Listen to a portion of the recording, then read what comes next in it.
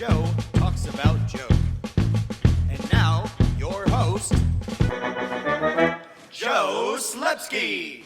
Hello again, everybody. It's me, your host, Joe Slepsky, and welcome back to Joe on Joe. This is the only podcast where we've covered every episode of the Sunbow cartoons, DIC, even Extreme, in every issue of the Marvel Real American Hero comic book, page by page, panel by panel, excruciating detail. And this week, we're revisiting the concept of you on Joe. That's right, you, the G.I. Joe fan, you love America's favorite fighting team. Well, you're the star of the show, and your specific favorite aspect of G.I. Joe. Now, some you love the cartoons, some you love the comics, most of you love the action figures, and we're going to find out today about a different part of the action figure that has never, ever been covered on this show before.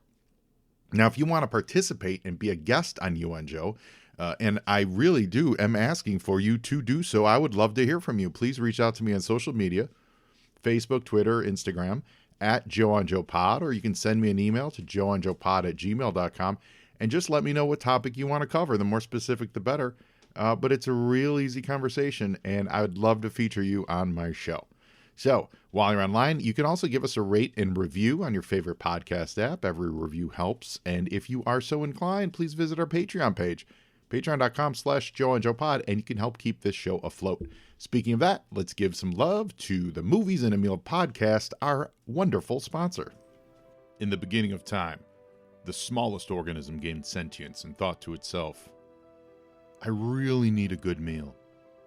Then, a bunch of other stuff happened, and finally the Lumiere brothers started showing movies in France. This was all the inspiration that fellow broadcasters Brad, Keith, and Ben needed to combine these two primal needs into the Movies in a Meal podcast. The Movies in a Meal is one of the most casual and relaxing film talk podcasts you could ever listen to. These three friends enjoy a good meal together while talking all about the movies. And not just reviews, they do favorite lists, comparison discussions, genre talks, anything and everything that you can think of. They've even broken their solemn promise inherent in the name and branched out into TV talk. So I love the variety of films they bring to the table. They cover new releases, classics, cult films, often in one episode. It's really a delight to listen to, and it has something for every movie fan out there to enjoy. So if you're looking to grow your podcast library, if you eat meals, and if you've ever seen a movie, then you should give Ben, Keith, and Brad a listen and subscribe to the Movies in a Meal podcast. They've been a great sponsor to this show. I love the Movies in a Meal podcast, and I'd like all of you to love them too.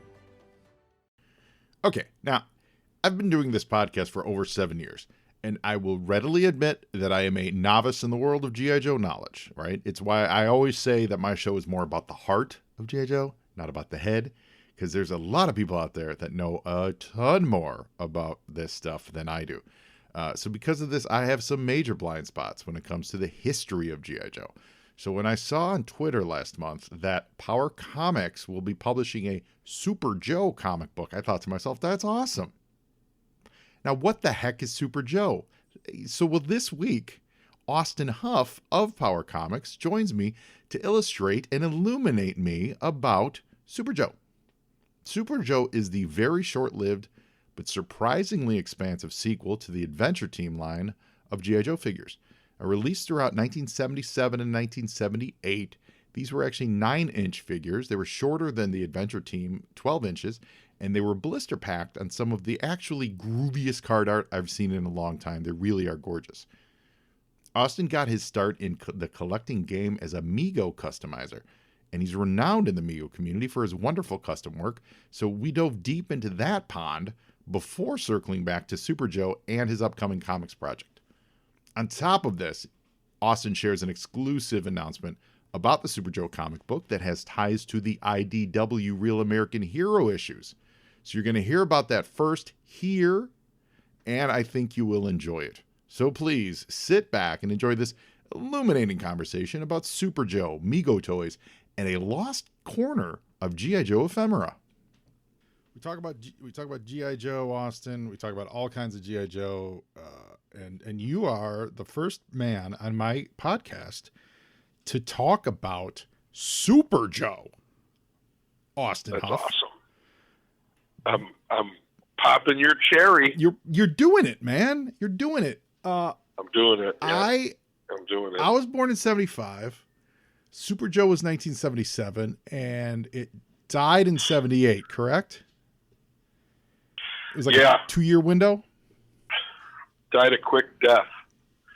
It probably was only more like a 1-year window. I mean, it was probably like the second half of 77 and the first half of 78. But we'll go with the 2-year window. Okay. So that's what we'll do. Yeah. And it was, it's really been overlooked by myself personally, because it's not my jam. It's not the focus of this show, but it certainly has a place in the lineage of G.I. Joe. It's almost like the G.I. Joe Extreme, how G.I. Joe Extreme was to G.I. Joe Real American Hero. Super Joe was to the 12-inch show, because Super Joe was also only 9 inches. Right. It was much more along the lines of a MEGO scale. It was a little bit bigger than MEGO and a little bit smaller than Big Jim. And no doubt that that's what happened because of the oil crisis in the 70s. Mm-hmm. Of course, plastic needs oil to be made, so they shrunk from 12 to 9, and then they decided to, hey man, we've got to shrink from 9 to 3 1/4.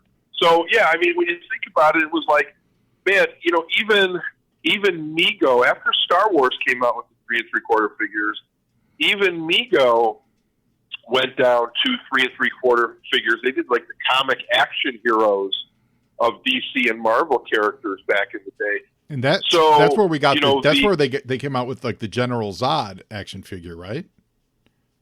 You are correct. And Jor-El. Yeah. You are absolutely correct. And, when people talk about, MEGO style or MEGO-like, most of the people are talking or referring to the 8-inch action figures. MEGO made characters in so many different sizes. They did a 1/6 scale with the, Superman movie, with Star Trek, the motion picture, with the movie The Black Hole from Disney. They did the 3 3/4 size comic action heroes. They even did a 9-inch scale that goes right along with the Super Joe line. They only made 4 figures in this. No, they made a couple more, actually. They made the Flash Gordon line, which I consider MEGO's magnum opus. I think that was the best line they ever did. I wasn't a Flash Gordon guy, but the detail, the accessories, the colors, the size of these figures were absolutely amazing. If you ever get to look up MEGO's Flash Gordon line, it should blow you away. And then they also used that 9-inch body to do their sister company over in the UK, Palitoy. They used the 9-inch body for the Flash Gordon. They used that on their Doctor Who figure, the Tom Baker. I think he was the 4th Doctor Who, if I'm not mistaken. He's the one with the one with the big afro, right? And the big rainbow car. He was the one with the right. The big fro and the big scarf and the hat. And Palitoy, didn't Palitoy distribute G.I. Joe, like Action Force, over in Europe, right? Yes, they did. Yeah. You are correct. Are they like the Hasbro of Europe? I don't. I my knowledge isn't that great to be able to speak to that. I don't mean to put you on the spot. I'll tell you what your knowledge is huge of, though. MEGO. And that's, before we go any further, we need to recognize your MEGO bona fides. You're a serious, big name in the MEGO world, specifically in like the MEGO customizing world. Well, your flattery will get you everywhere, Joe. Thanks. That's nice of you to say. I am indeed a big fish in a little pond. I am probably one of the most prolific customizers of MEGO action figures in the world. I've been doing it for about 25 years. I created the Custom MEGO Hall of Fame, which you can find on Facebook. And every year we induct new customizers and also individual customs that are worthy of being honored. But yeah, I've probably, I haven't done a lot of customs in the last few years because I've been really focusing on my comic books. But from probably 98 to 2020, So a little over 20 years. I probably made for my own collection well over 650 different customs. Wow. And they are specifically the MEGO World's Greatest Superheroes, Marvel and DC, and that's it. The only character I made for my own collection that was not DC or Marvel was a Dick Tracy custom I made, and I made that as a tribute to honor my father who had passed away. That was his favorite character, his favorite comic or cartoon character growing up. So when he passed, I felt compelled to make that.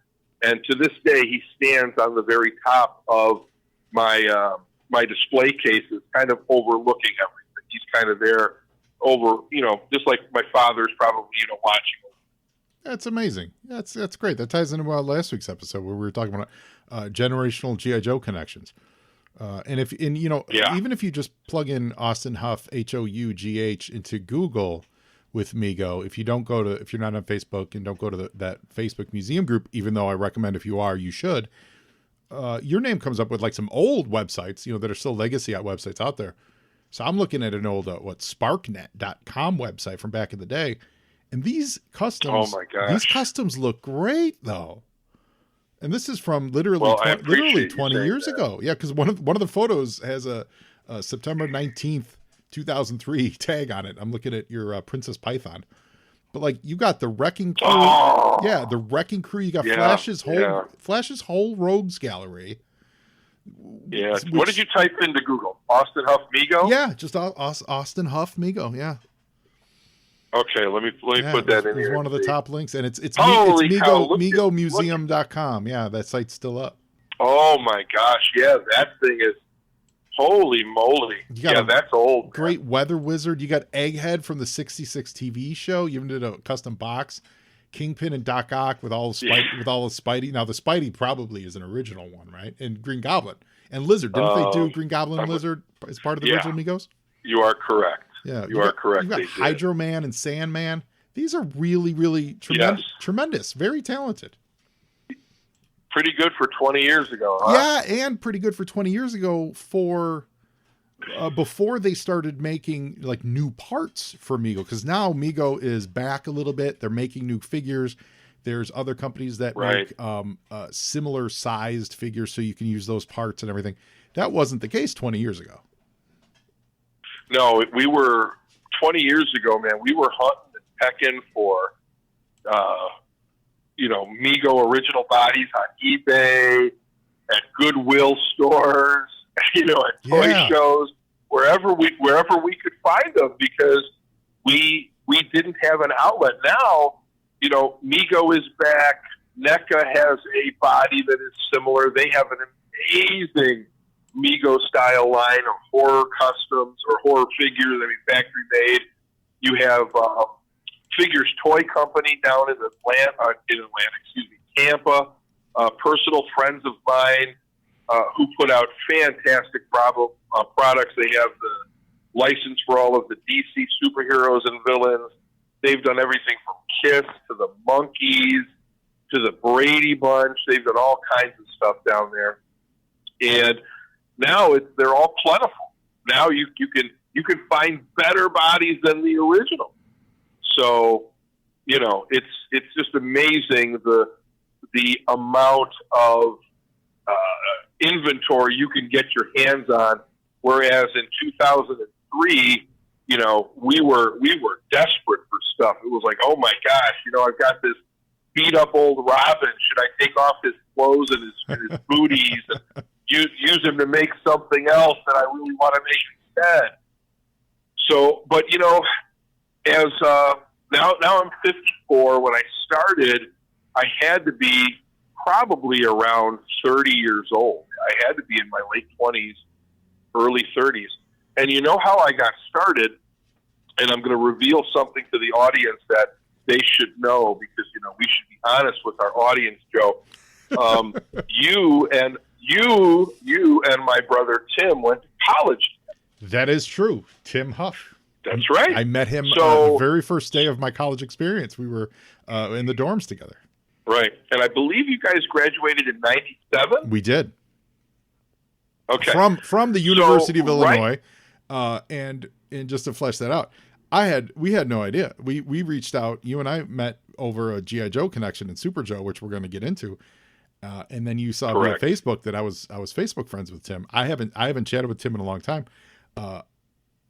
He was what a kind, generous individual he always was, and now I see it in you as well with all these projects you're going on, and I love it. It's a very small world out there. But you were like, "How do you know Tim Hough? It's my brother." Oh yeah, that's weird. Small world. Yeah, it's a small world, and it keeps getting smaller. Yeah. So hello, Tim. So nice. It's lovely. Hello, Tim. It's Tim. lovely to. I'm assuming you're going to hear this at some point. It's so great to meet your brother. and yeah, Tim, it's so nice to meet your old college buddy. Yeah, I'm sober. So- What? College was So- rough. College was rough. College was rough on all of us, but we made it through. We did. So we did. you could blame my brother Tim for being the one who got me back into MEGOs and into customizing MEGOs. And I'm going to tell you that story really. I was newly married, probably married for 2 or 3 years. We had at least one child at the time, maybe a second. And I get a call from Tim. It was right after you guys graduated college. I think it was the summer of 97. It might have been sometime in 98. It was right around there. And he calls me up and says, "You're never going to believe what I found in Mom and Dad's bed." I had no idea. He's like, "I found all your old MEGOs." Oh, cool. I'm like, "What?" He found not a shirt box, but a trench coat box. Like if you bought a trench coat from J.C. Penney, Wow. and they put it in a box so you can give it to somebody as a gift. It was a trench coat box with 30 MEGOs in it. Holy cow. Not only did he find that, but he found all my old play sets and Batmobile and Batcycle Yes. and Green Arrow car, and Captain America. He found everything. And I go over and I take a look at all this stuff.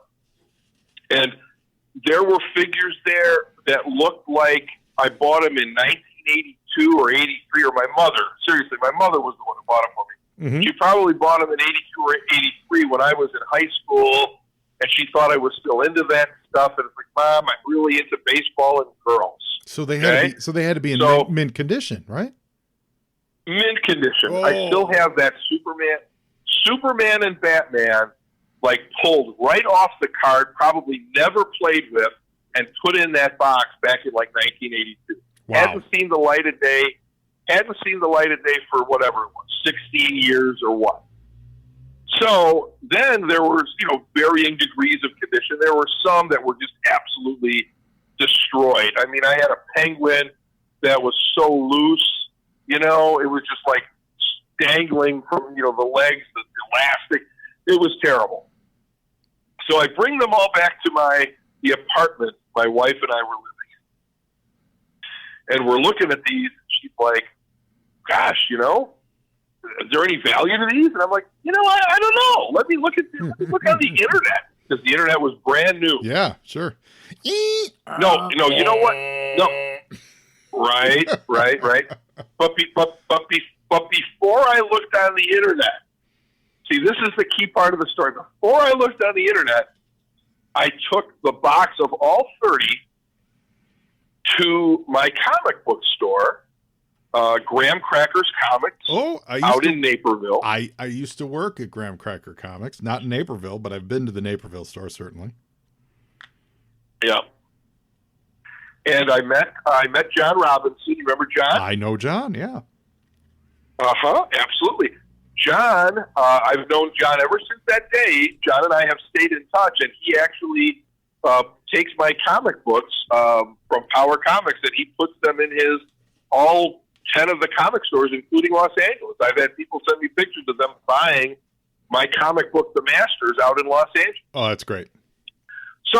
So John, this is the first time we ever meet. He looks at me. He looks at the 30 figures. He's like, "You know what?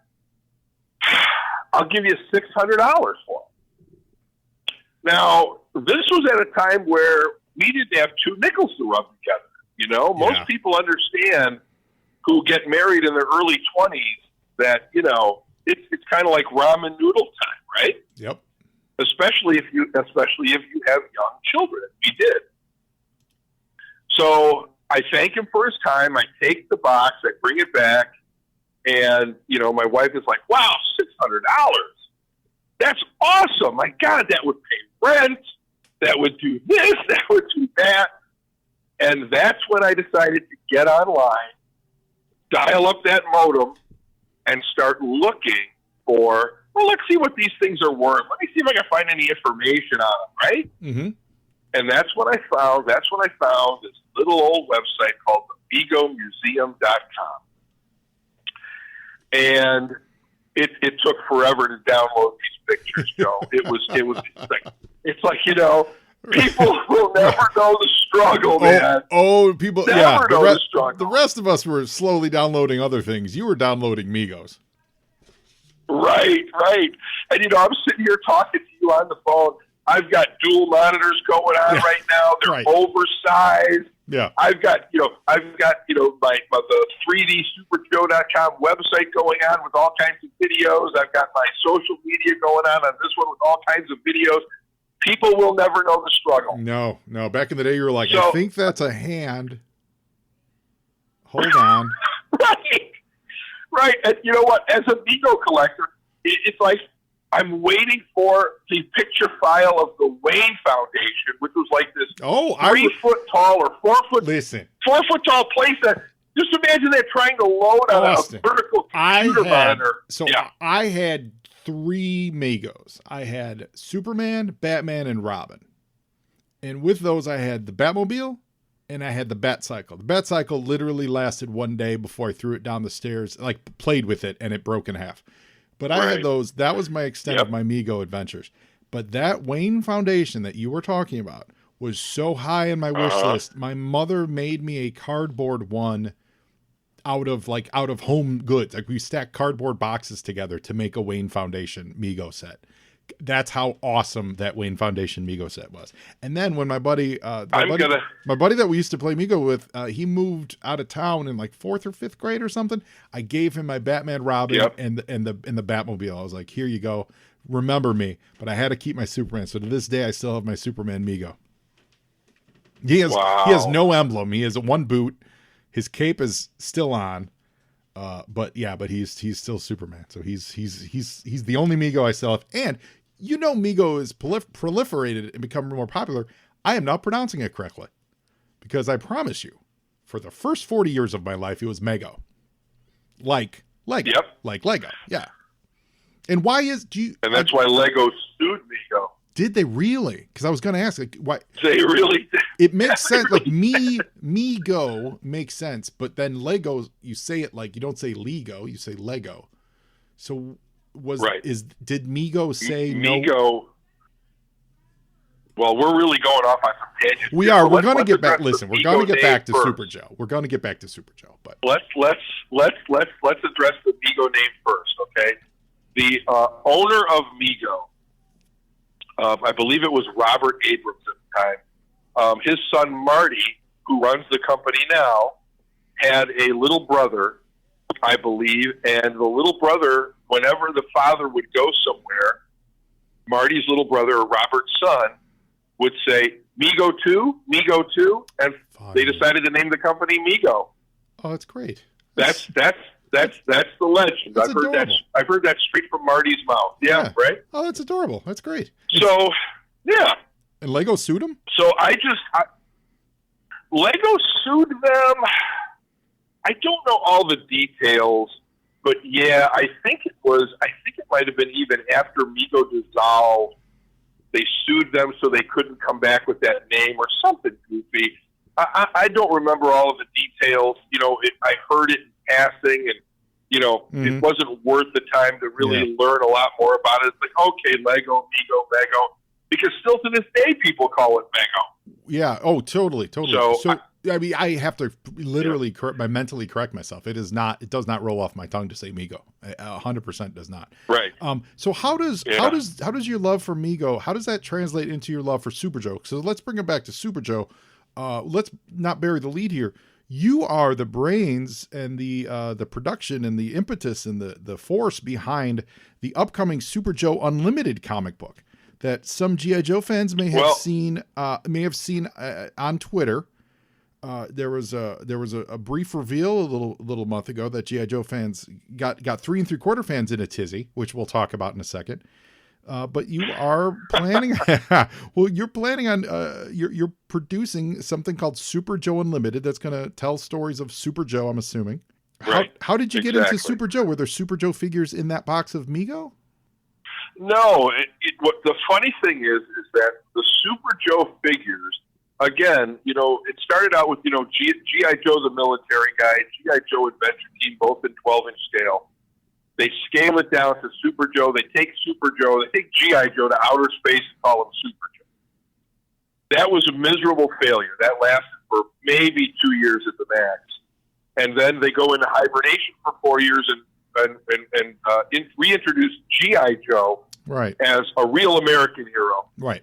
3 3/4 figures. Everybody was patriotic. Ronald Reagan was president. And all is right with the world again.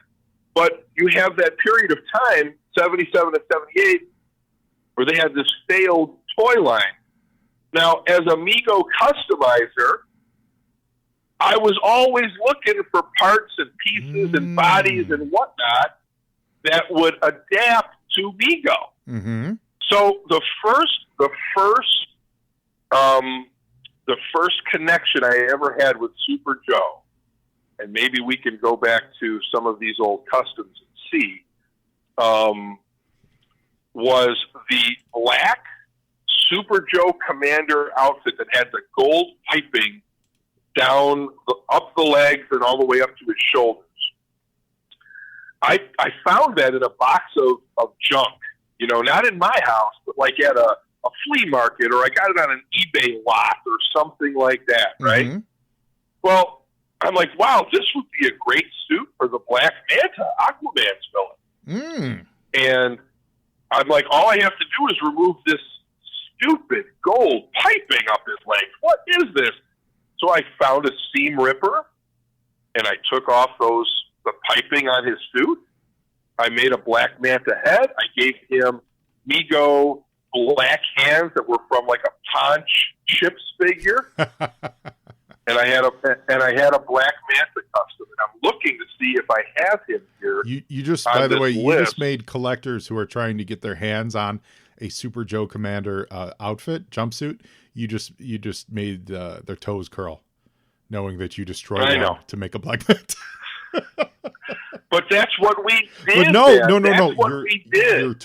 not wrong. You're totally right. So that got you. Yeah. So that's how you found Super Joe. Correct. That's how I found Super Joe. And then you find, there's a red suit, there's a yellow suit, there's a green suit.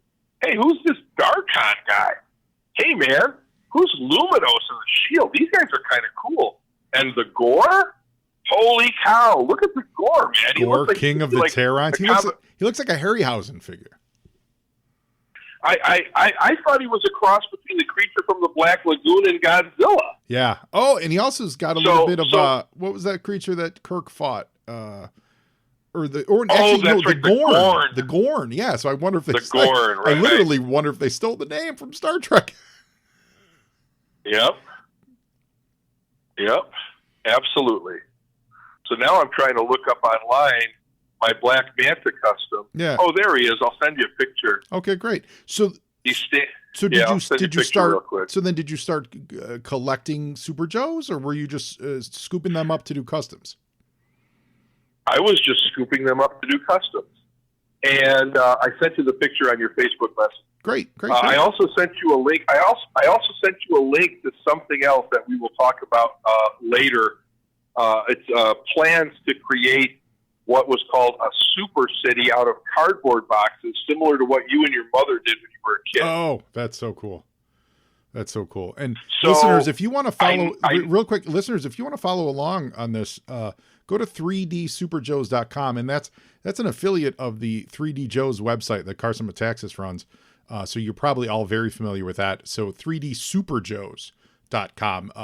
It's all in the kind of the same Super Joe's family. So you've got these wonderful 3D rotational images of all the stuff we're looking at, because this is all new to me. So you were saying, so you started buying them all to customize, and yeah, that's what it was.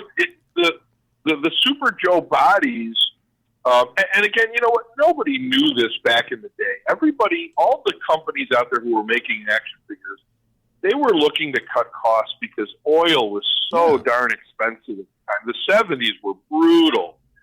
And what happened is with the Joe bodies, they all just collapsed and broke into packages.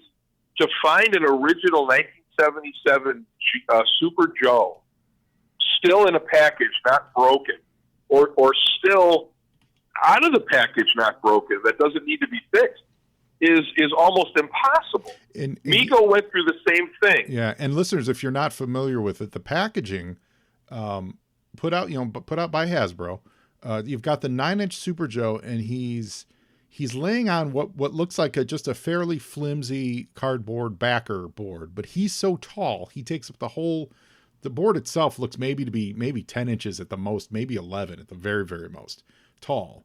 And he's like taped across it, like he's actually kind of in a reclining position. Really, let's be fair. So the figure itself is more wide than it is tall, and I'll bet you that the placement of the peg holder is so that it would balance on the pegs properly. So then you've got an extended. You are correct. Yeah, to the left-hand side, there's extended, just flimsy cardboard. So I'm assuming that all got destroyed really fast, and then he's held on by just a bubble, with whatever glue they use to attach a bubble to a backer board. So yeah, it's not exactly built to last. Like packaging. It's definitely built to rip open and play. It has to be the only packaging, card type packaging, peg hole type packaging that's actually wider than it is tall. Mm-hmm. You think of Star Wars figures, you think of a Real American Hero, you even think of MEGO's He-Man figures. They were all taller than wide. Yep. This is, and then the peg hole is over, it's like a third of the way in from the right. It's like it's a balancing act is what it is. Yeah. They're really good looking though. The artwork is very it's very 60s. Like very how would you describe this? Psychedelic. Yeah, blacklight. It's very blacklight style. Yeah. Correct. Yep. I like it. I Yep. really I'm going like it with a psychedelic. lot. I like it a lot. Yep. It's great stuff, and there's so much extra art on the 3D Joe website. And I just want to give credit where credit is due. The 3D Joe or 3dsuperjoes.com website, that is 100% Steve Stovall. He is the king of the Super Joes. That guy is awesome. He is the Super Joe historian. Super Joe, we wouldn't be doing this comic book without Steve, and that's because we wouldn't be seeing the new Super Joe action figures being factory produced without Steve. Well, that's He's amazing.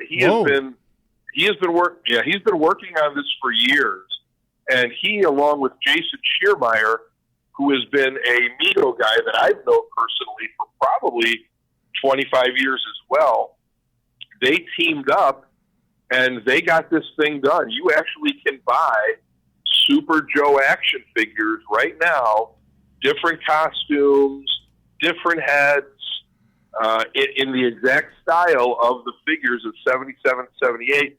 It's just that these will not break on. They're absolutely fantastic. Well, it's funny you mentioned that real quick. Where would people go to find those? Where do you find them?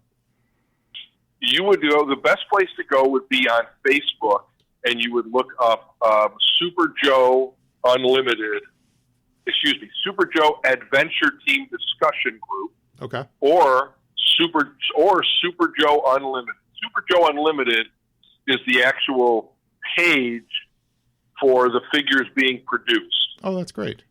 And I believe they are available for distribution. I believe Cotswold has some, White Elephant Toys. They might be available through Big Bad Toy Store. I'm not 100% on that. Don't quote me. And then Steve also has his own distribution, and I'm trying to find that for you right now, so I can give it a plug. Sure. Well, we'll find it. Well, I was going to say, it's funny you mentioned that they break, because, and I say this actually, I mean this 100% with kudos and celebration of how great the 3D Joe's and 3D Super Joe's website is. They always have the most detailed artwork, right? And the best quality stuff. And how rare a Darkon half man, half monster on card figure is. The only one they have is you can see in the package that his leg is broken. Correct. You know what I mean? And I think that's a sign of how rare it is to get one on card. And then they were so fragile that it looks like he broke frequently. And that's on the premier website for Super Joe. So I think that tells the collector quite a bit. You know what I mean? It tells the collector quite a bit on how difficult it is to find this stuff. Yeah, I think it's impossible to find one mint on the card where he's not broken. The best example that Steve, the historian of Super Joe, could find to put on his website, the Darkon, it's broken at both elbows and at both hip joints. I mean, and at knees. It's like in 12 pieces. Yeah, it looks like it was stepped on. It looks like it was stepped on. And when you look at these, he also has real high def pictures of the back of the packages. A lot of these took batteries, so you throw a AA battery in there, and then they lit up. Did some of them have action arm motion or something? A light on the chest, and then I believe Super Joe had a depressor on the back. Yeah, where you'd have 1-2 punch action. Yeah, that's really cool, and that's great. I got into Super Joe not to collect them because I discovered a long time ago, Joe, that I could not collect them all. I just couldn't collect everything. So I made a decision a long time ago that I was going to strictly focus on original, vintage, MEGO, world's greatest superheroes, Marvel and DC. Yep. I would collect that. I would make customs of it, and I would not go out of my comfort zone. I wouldn't go back and recollect my Adventure King Joes. I wouldn't collect Super Joe. I wouldn't go into Masters of the Universe. I wouldn't go into 3 3/4 MEGOs or 9-inch MEGOs or 12-inch MEGOs. I'm not going to do that. I'm going to focus, and that's what I did.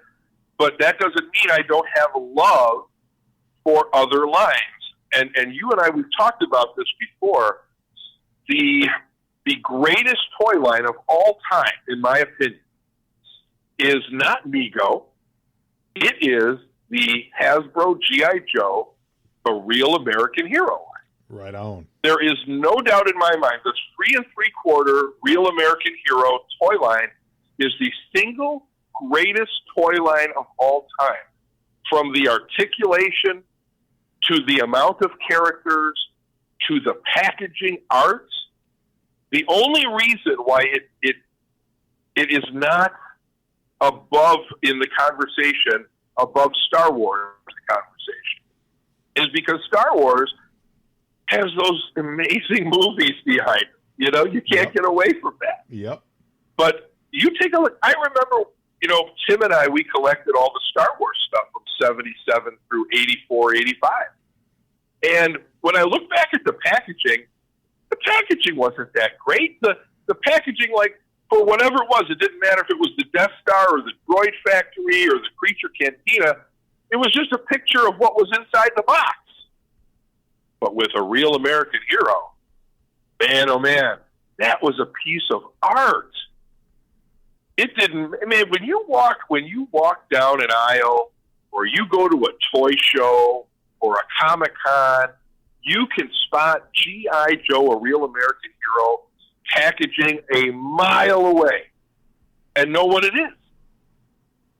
The art alone was worth the price of admission for those folks. Absolutely. And the playability for those, And the playability with those toys, Yeah. I didn't collect them, but you and Tim collected them, and they were amazing.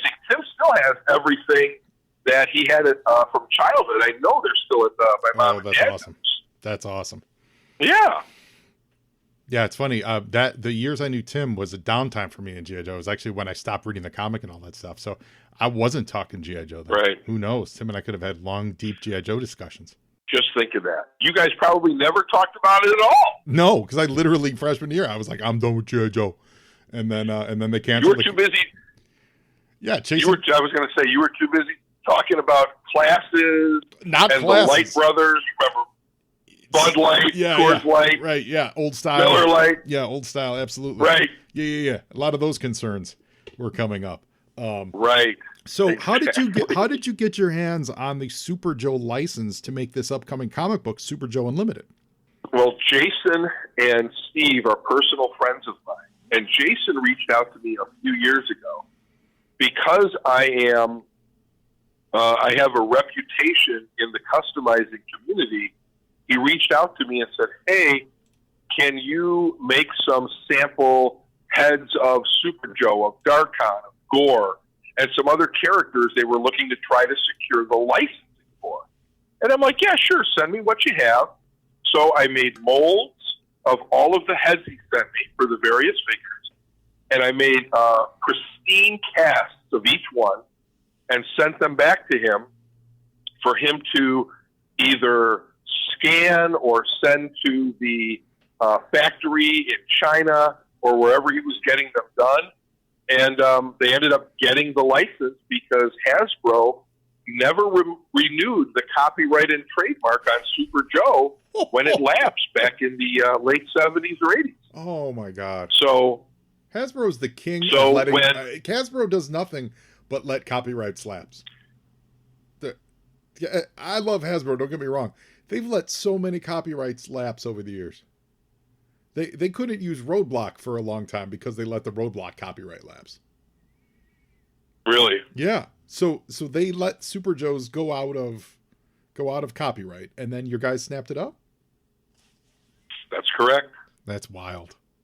So when they secured that, I was actually in negotiations with another toy manufacturer and a different toy line, a different military line that was making the return to the public as a toy, as an action figure. And I'm kind of glad that those negotiations broke down because then Super Joe presented itself. And Of course, you're I talking asked Jason, about Chuck Norris and the Karate Commandos. That's exactly right. How did you know? So I reached out to Jason. I said, "Hey, man, you got it. Congratulations. How about let's do a Super Joe comic?" And he's like, "That sounds great." I said, "What do you want for the licensing?" I said, "What do you want?" And he's like, "How about some free comic books?" And I said, "Sold." And here we are. That's wild. And so you did another comic book you mentioned earlier briefly called Masters. Was that your first comic foray into making comic books? That is correct. The Masters is my first comic book. It's an original concept by myself. I created these 5 supervillains that were all inspired. Their powers and their aesthetic were all inspired by my favorite artists of the 20th century. So Salvador Dali, Keith Haring, Ansel Adams, Toulouse-Lautrec, and Rene Magritte. What? And I gave them kind of a kitschy vibe, kind of like the old Batman, Adam West TV show villains, like Cesar Romero and Burgess Meredith kind of thing. Mm-hmm. So I originally wrote these villains as part of a Batman story, and I was going to pitch it to DC Comics. And unfortunately, and I know some guys at DC, and one guy in particular is a really good friend of mine. And when I showed him the story, and originally I had made custom action figures of these villains first. Fun. Because I'm a customer. I'm a customizer. Right. I'm not a comic book writer. But after I made these custom action figures, I thought, man, if I show these to the public, they're not going to know who the hell they are. So I had to come up with a backstory for each and every one of them. And then I'm like, hey, this could be a really good comic book story. So I did. And I enveloped it around the Batman universe. I pitched it to my buddy who works for DC. He's like, I think this is a great story. I'm going to introduce you to the publisher of DC Comics. Well, that was back in middle of February 2020. 2 weeks later, the publisher at DC Comics was let go. Dan DiDio. Dan DiDio was let go. And the COVID pandemic hit. And I was left sitting at my desk like, do I take this script and throw it in a drawer and, put it, file it under stuff that could have been? Or do I do something with it? I decided to do something with it. I went out and I incorporated a comic book publishing company. I changed the script. I got rid of all the DC references, and I substituted public domain, golden age superheroes from the 1940s.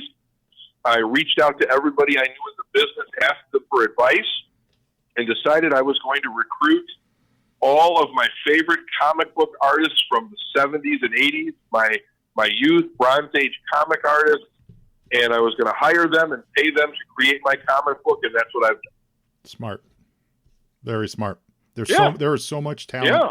There is so much talent sitting on the bench. If you're listening and you have a comic book to create and you're like, oh, I got to find it up there, go through the older books and throw a dart, and you're going to hit an amazing comic book artist who is currently looking for work and will happily work with you on some of these concept comics, just like Austin was talking about. That's great. So who did the artwork? Yeah. Who did the artwork for Masters? Oh my God, who didn't do the artwork for the Masters? I mean, I'm gonna turn around in my home office here and look at my wall, which is all of my covers for the Masters for the comics that have already come out, comics that are coming out.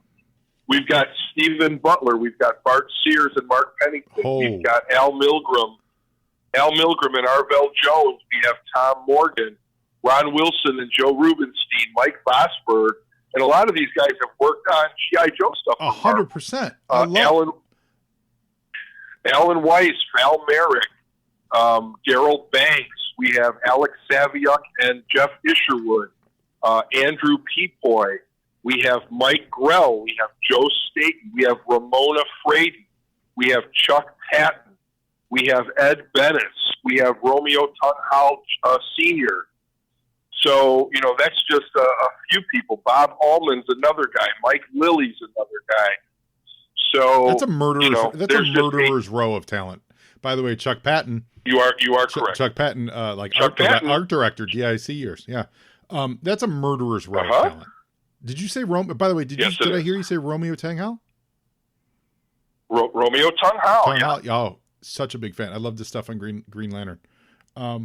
That's amazing. And what would did they do one page a piece kind of a thing?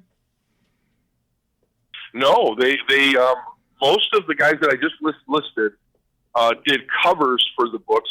It's a 5-issue series. Issues 2 and 3 are about to go to the printer. And we did 2 covers for, cover A, cover B. So we have alternate covers for each, and there's 10 covers. And then we did an extra 10 or 12 covers just as homages to old comic book covers that I liked from the 60s, 70s, and 80s. Well, that's awesome. And, what I did was, when I started this whole thing, the first guy that I got a hold of was Joe Rubenstein. Joe Rubenstein is probably the most prolific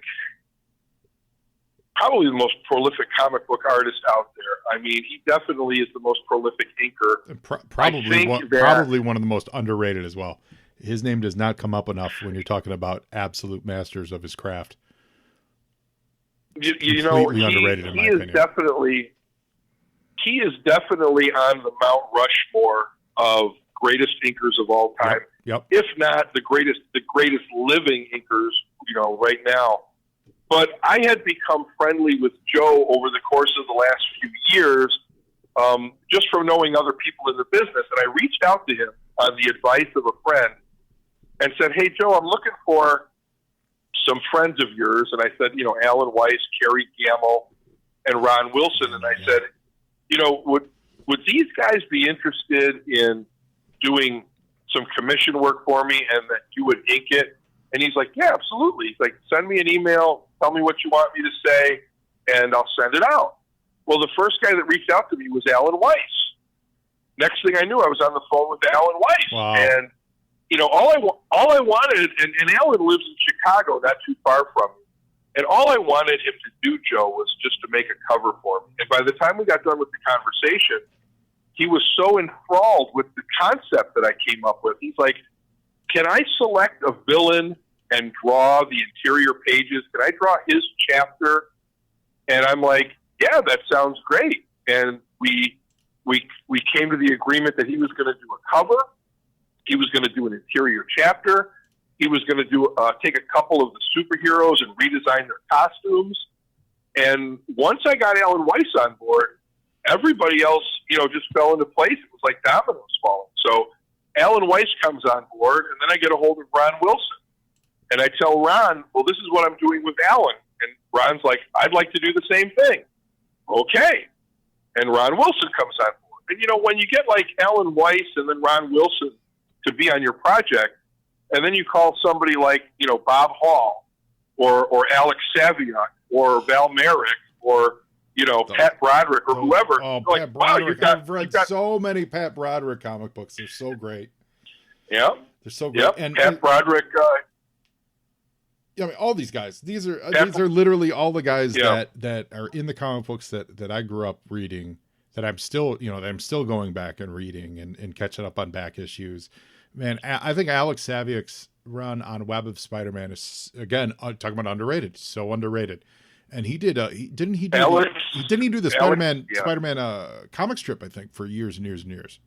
He certainly did. Yeah. So Alex Saviuk. Saviuk, I met him at he is amazing.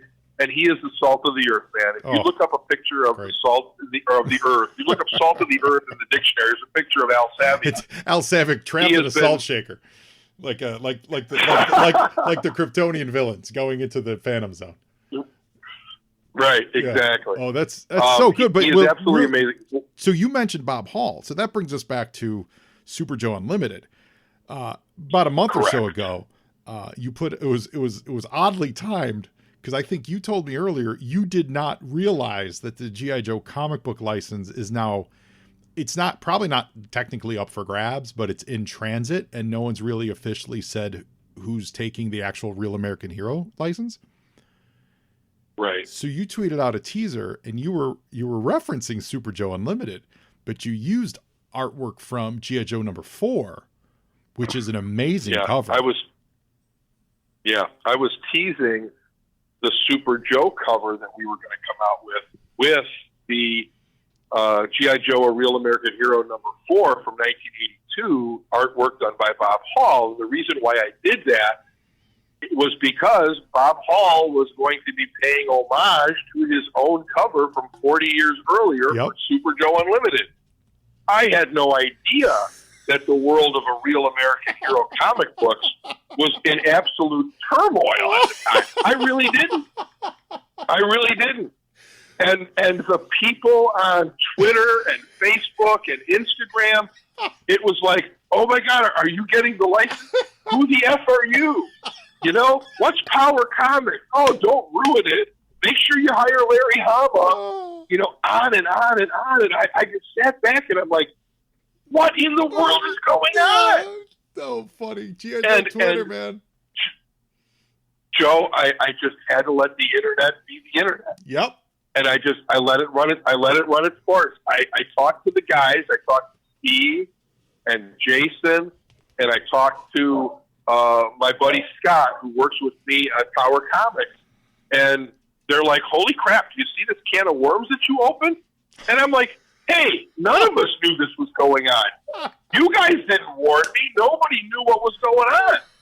So I told them, I said, I'm just going to let this run its course, because at the very least, we may get people who are interested in seeing our comic book. At the worst, we get people who say bad things about us. Who doesn't hear bad things said about them on the internet? Exactly. And listen, it worked and on me. yeah, go ahead. It worked on me. I great. And I, you mean, I listen, I do a G.I. Joe podcast, and I've heard of Super Joe, but I was not like I said earlier, it's off my radar. And there's still so much about the 3 3/4 stuff that I want to learn that I'm not even taking the time to do Super Right. Joes. So when I saw your teaser, I immediately followed you.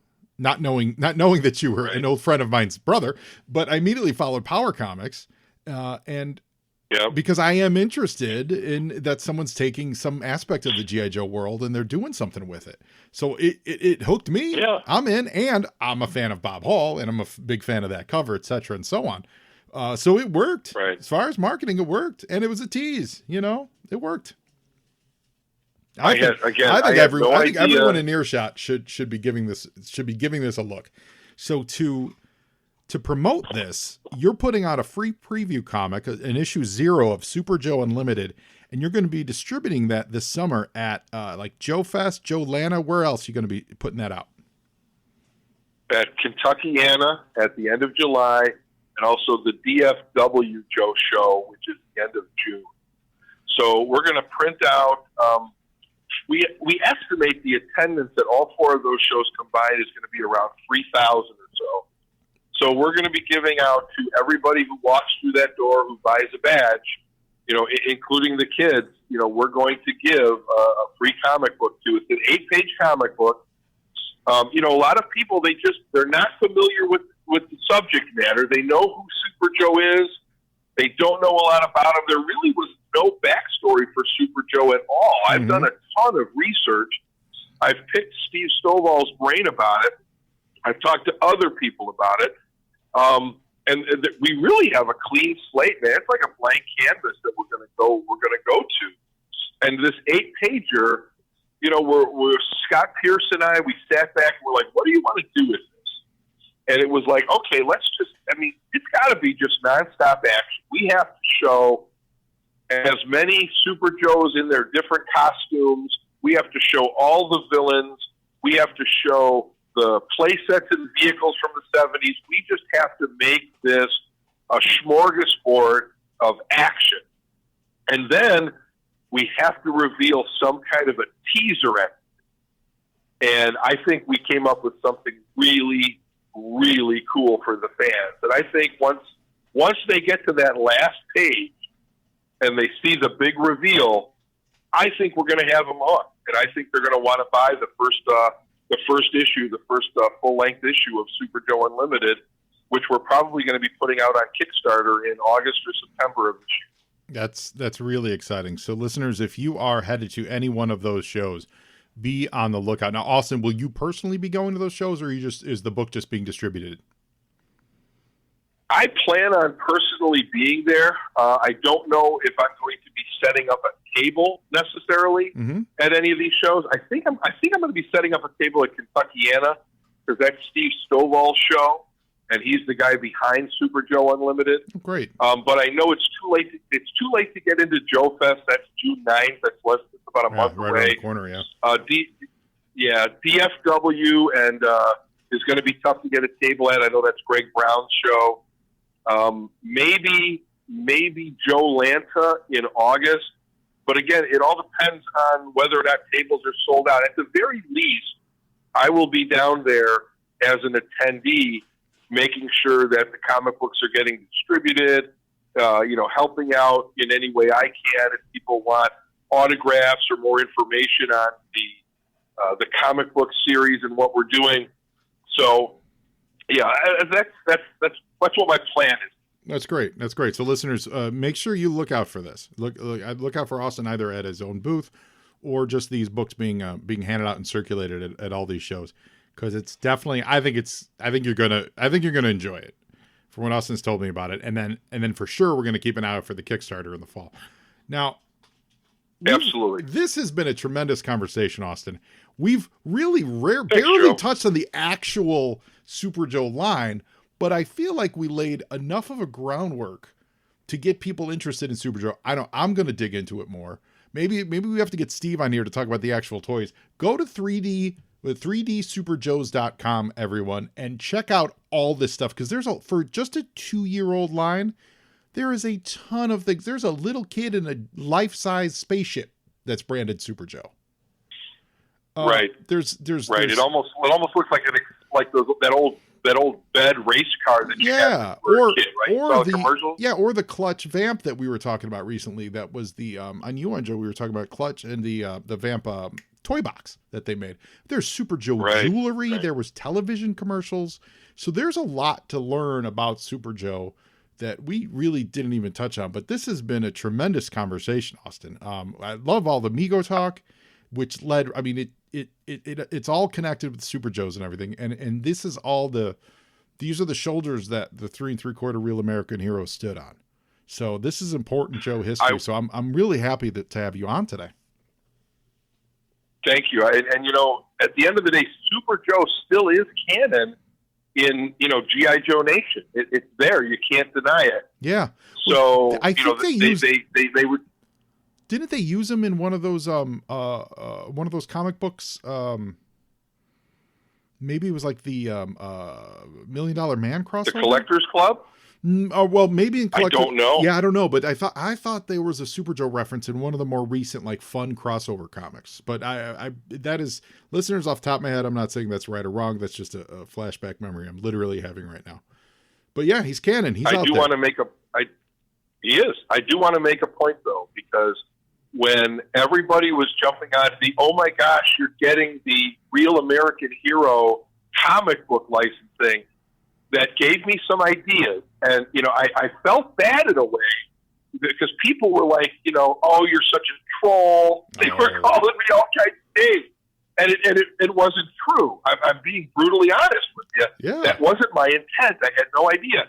But it gave me an idea that, you know what, I should look into bringing in some artists and writers and creators from a Real American Hero, from IDW and Marvel Comics, to work on Super Joe.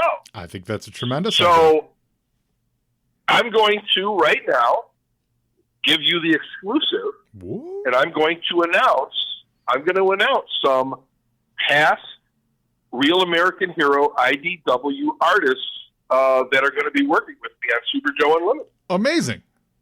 Listen, listeners, exclusive. So, we don't do a lot of exclusives on the show. Happy to have this one. Here it is.